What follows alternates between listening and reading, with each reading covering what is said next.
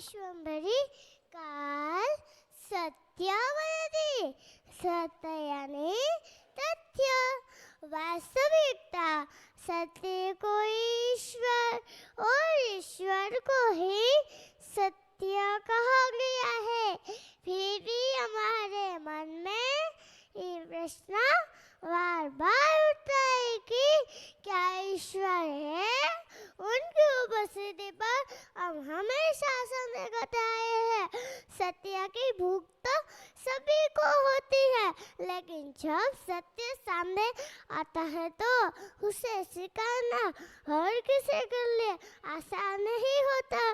सत्य का स्वाद अक्सर कड़वा लगता है कि सत्य को स्वीकारना अधिकांश लोगों के लिए कठिन होता है। आज पूरा संसार असत्य की गुमनाम गलियों में भटक रहे, लेकिन काल सत्यवती अर्थात समय हमें सत्य से अवगत कराता ही है। आज वही समय श्री महापात्र के रूप में और उनके द्वारा दिए गए अनमोल विचारों के रूप में हमारे सामने खड़ा है। सत्य हमें भरोसा दे रहा है, लेकिन इसे सीखने के लिए हमें मेहनत करनी होगी। हमें अपने आचरण को सुधारना होगा और माँ विधाता और श्री महापात्र के प्रति अटल विश्वास रखना होगा। यह सब करने में शुरुआत में कड़वाहट महसूस होगी, लेकिन जब परिणाम मिलेगा तो वह आनंद में ही होगा। अब यह विष्णु विश्व उठेगा कि परिणाम स्वरूप में क्या मिलेगा। जन्म मरण के चक्र से मुक्ति मिलने पर हमारी आत्मा सभी दुखों से पर होकर परमात्मा की अनुभूति कर पाएगी। मुक्ति के साथ ना कोई दर्द, ना कोई बीमारी, ना कोई बंधनों की पीड़ा, सिर्फ और सिर्फ आत्मिक आनंद और शांति की अनुभूति होगी। इस संसार में कुछ ऐसे भी लोग हैं जो सत्य के मार्ग पर चढ़े हैं। सत्य ही उनके जीवन का असली सुख है, लेकिन जब उनके जीवन में कठिन समय आता है तो वे सत्य को पहचानता लेते हैं, पर उसे पूरी तरह स्वीकार नहीं कर पाते। उनका मन उन्हें सत्य स्वीकारने से रोकता है और यही मन पर नियंत्रण पाने का उपाय आज श्री महापात्रों में सिखा रहे। हमें बस इसे स्वीकार करना होगा। श्री महापात्र हमारे जीवात्मा का उद्धार करना चाहते हैं। वे हमें मार्ग दिखाते हैं, लेकिन जब चलने की बारी आती है तो हम रुक जाते, पीछे हट जाते हैं। यही समय हमारे आत्मा के उत्थान का, क्योंकि सत्य ही माँ है, सत्य ही श्री महापात्र है और सत्य ही धर्म है। तो आइए श्री महापात्र के साथ चले, अपने आचरण को सुधारे और अपना आत्मा का उद्धार करे। सत्य को अपनाइए, सत्य के मार्ग पर चले और जीवात्मा की मुक्ति प्राप्त करे। जय माँ विश्वंभरी।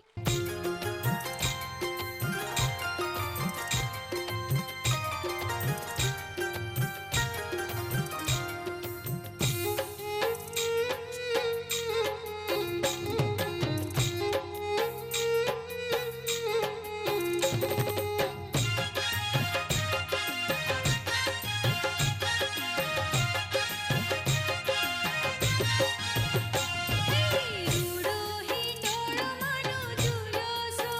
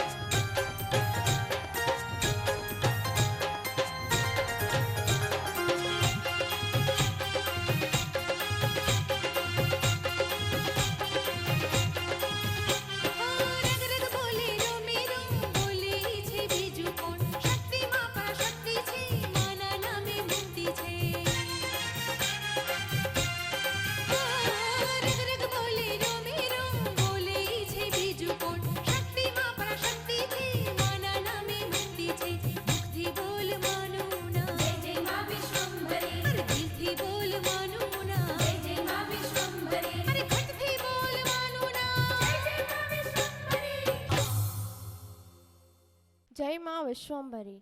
Joy. As sweet as the word sounds, its experience is even more beautiful. Joy is a concept that is quite distinct from happiness and sorrow. When circumstances arise as per our desire, we call it happiness. Conversely, when situations go against our wishes, we label it sorrow. However, we are unaware of the true definition and experience of joy.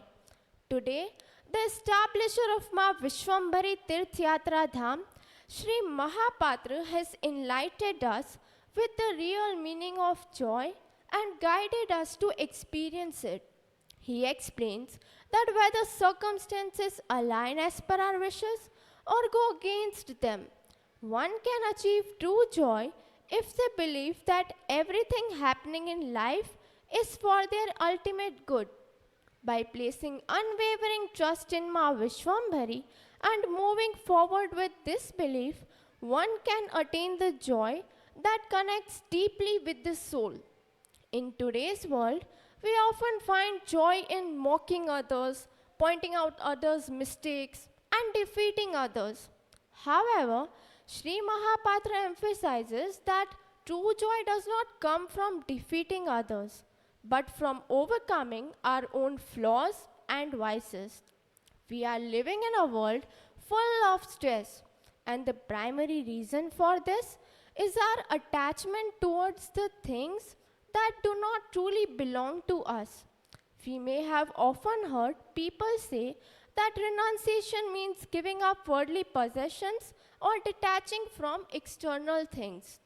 However, Sri Mahapatra clarifies that renunciation does not mean abandoning the world, but rather eliminating inner flaws and bringing transformation within ourselves.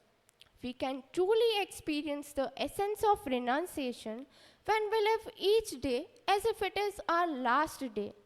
By embracing this mindset, we can lead a peaceful life. If we lived this way, many of our problems would be resolved automatically. After all, when we have only one day to live, why would we waste our time in conflicts with others? Reflecting on Sri Mahapatra's life, we see that he faced numerous challenges, yet he remained joyful and complaint free, persistently progressing towards his goal. Ultimately, he reached the supreme power Ma Vishwambari. If he had been caught up in people's opinions, he would never have reached his destination.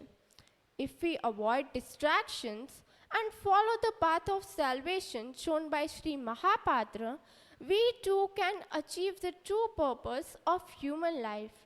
His teachings remind us to rise above petty concerns and walk steadily towards the main goal of salvation. By implementing these principles, we can uncover profound joy. So, without wasting any more time, let us live every moment with joy as if it were the last day of our lives. Let us wholeheartedly embrace the revolutionary ideology of Sri Mahapatra and strive to fulfill the ultimate purpose of human life. जय माँ विश्वम्भरी। जय माँ विश्वम्भरी। आज हम सभी यहाँ एक महत्वपूर्ण विषय पर विचार करते हैं कि हमारी पहचान क्या है। क्या हमारी असली पहचान केवल हमारा नाम है, हमारा परिवार या फिर हमारा देश? यह प्रश्न हमें आत्ममंथन के लिए बाध्य करता है। जब हम गहराई में सोचते हैं तो हमें यह महसूस होता है कि हमारी असली पहचान हमारी माँ से है, जिन्होंने हमें इस धरती पर भेजा। लेकिन इसके साथ ही हमारी पहचान उन महान व्यक्तियों से भी है जिन्होंने हमारे जीवन को दिशा दी और हमारे विचारों को आकार दिया है। यहाँ हम श्री महापात्र का स्मरण करना चाहेंगे। श्री महापात्र केवल एक नाम नहीं बल्कि एक जीवन दर्शन है। वे हमें सिखाते हैं कि जीवन का हर कार्य केवल हमारे व्यक्तिगत लाभ के लिए नहीं बल्कि समाज, देश और सबसे बढ़कर हमारी माँ के गौरव के लिए होना चाहिए। जब हम श्री महापात्र की सिद्धांतों को अपने जीवन में अपनाते हैं तो हमें समझ आता है कि हर कार्य करने से पहले हमें आत्म मंथन करना चाहिए। हमें सोचना चाहिए कि हम किसके संतान हैं और हमारी पहचान किससे है। यदि हम श्री महापात्र की शिक्षाओं के अनुसार चलते हैं तो हमारा हर कदम सही दिशा में होगा और हर कर्म सत्कर्म में परिवर्तित हो जाएगा। श्री महापात्र हमें सिखाते हैं कि हमारी सच्ची पहचान हमारे विचारों, हमारे कर्मों और हमारे उद्देश्यों में निहित है। उनका जीवन हमें प्रेरित करता है कि हम कभी भी सत्य और धर्म के मार्ग से विचलित ना हो। वे हमें याद दिलाते हैं कि हम विश्व विधाता माँ विश्वम्भरी के संतान हैं और हमारा कार्य माँ के सम्मान को बढ़ाने वाला होना चाहिए। तो आइए हम यह प्रण लें कि हम अपने जीवन के हर पहलू में श्री महापात्र की शिक्षाओं को उतारेंगे। हम मंथन करेंगे कि हम कौन हैं और हमारी पहचान किससे है और हर कर्म सत्कर्म में बदलेंगे ताकि हम न केवल अपने माता पिता का बल्कि श्री महापात्र का भी मान सम्मान बढ़ा सके। यही हमारी सच्ची पहचान होगी, यही हमारे जीवन का उद्देश्य होगा। जय माँ विश्वम्भरी।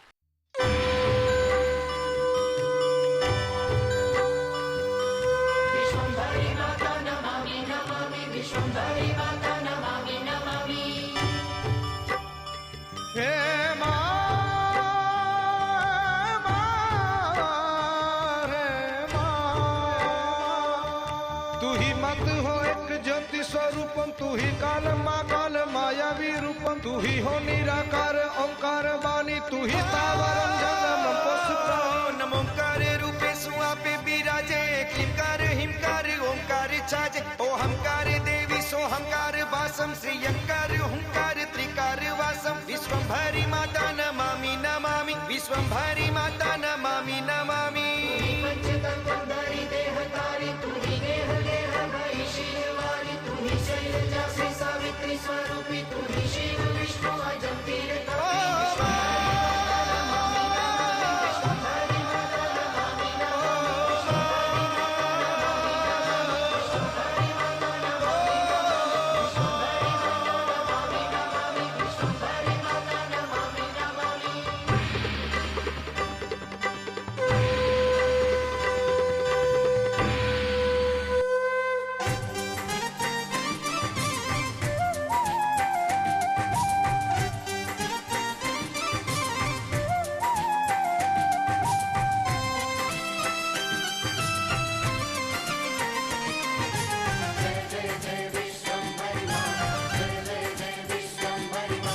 विश्वनी विधाता माड़ी विश्व उपजावे त्यावे ऋषि मुनि जन माड़ी जपे तारा जाप चहु वेद 18 पुराण नेति नेति कहे पामे नहीं विश्वम्भरी माड़ी तारो व्याप राबड़ा गाम मारुडू त्रिशूल खोड़्यू ते देवी हाजरा हजूर बैठी माड़ी तू हयात अनुग्रह तारो पामी आनंद अपार माड़ी हयाती पात्र ने कीधु जग विखिया।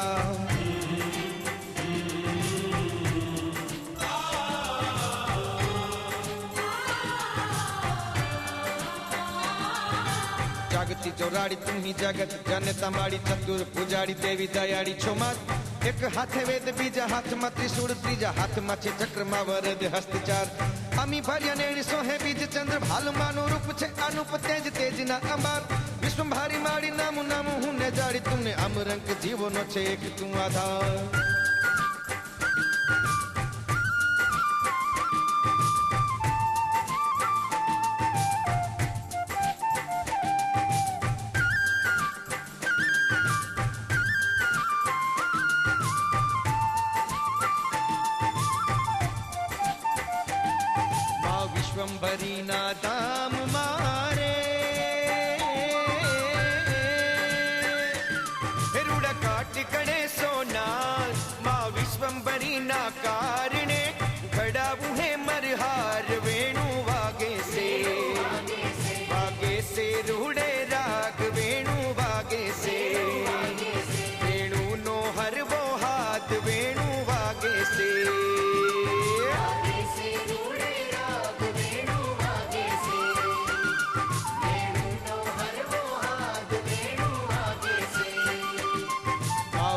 વિશ્વંભરીના ધામ મારે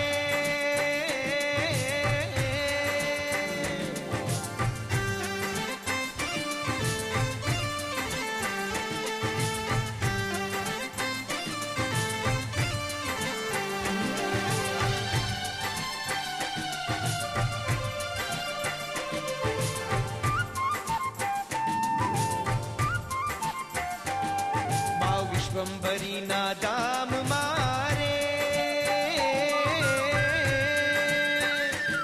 મણિયા રે માંડ્યા હાટ માં વિશ્વંભરીના કારણે મુલવું ચુડલા છાપ કે વેણું વાગે છે રૂડે રાગ વેણું વાગે છે વેણુનો હરવો હાથ વેણું વાગે છે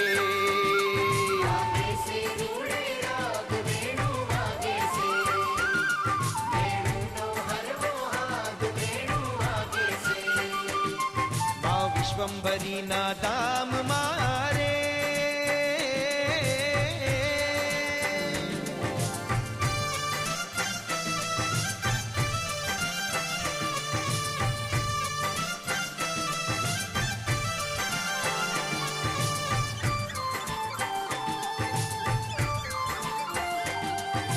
વિશ્વંભરીના ધામ મારે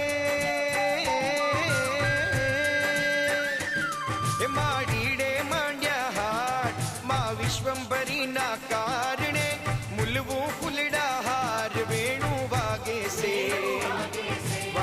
છે રૂડે રાગ વેણું વાગે છે વેણુનો હરવો હાથ વેણું વાગે છે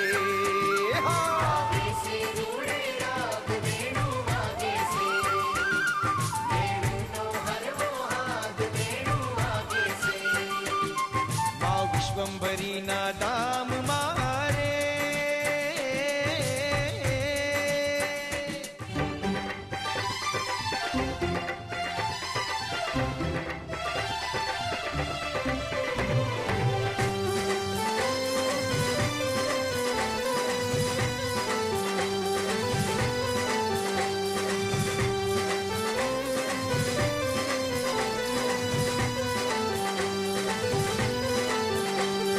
त्रिशूळे कुडी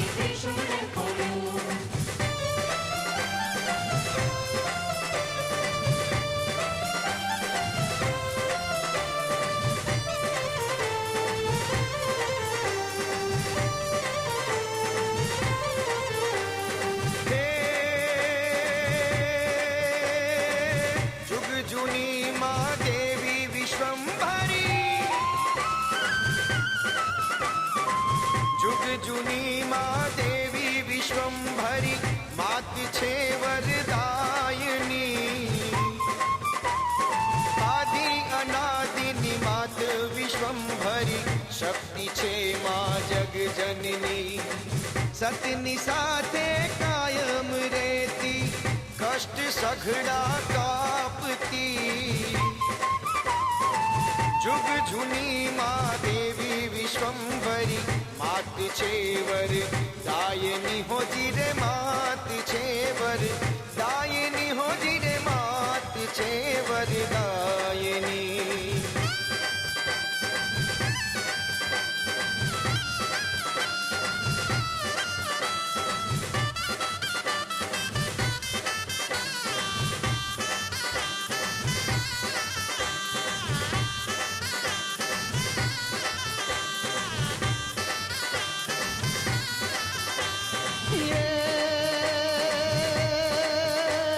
ધર્મયુદ્ધનો શંખ ફૂટ્યો તે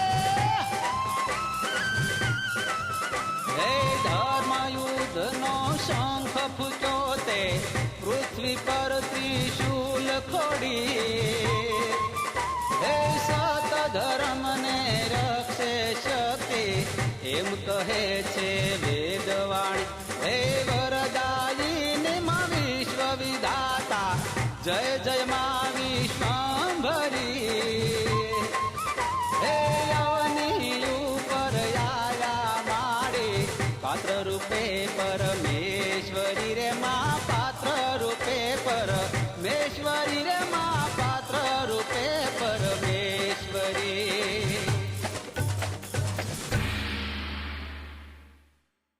जय माँ विश्वम्भरी व्यायामात् लभते स्वास्थ्यं दीर्घायुष्यं बलं सुखम आरोग्यम परमं भाग्यम स्वास्थ्यम सर्वार्थसाधिनम।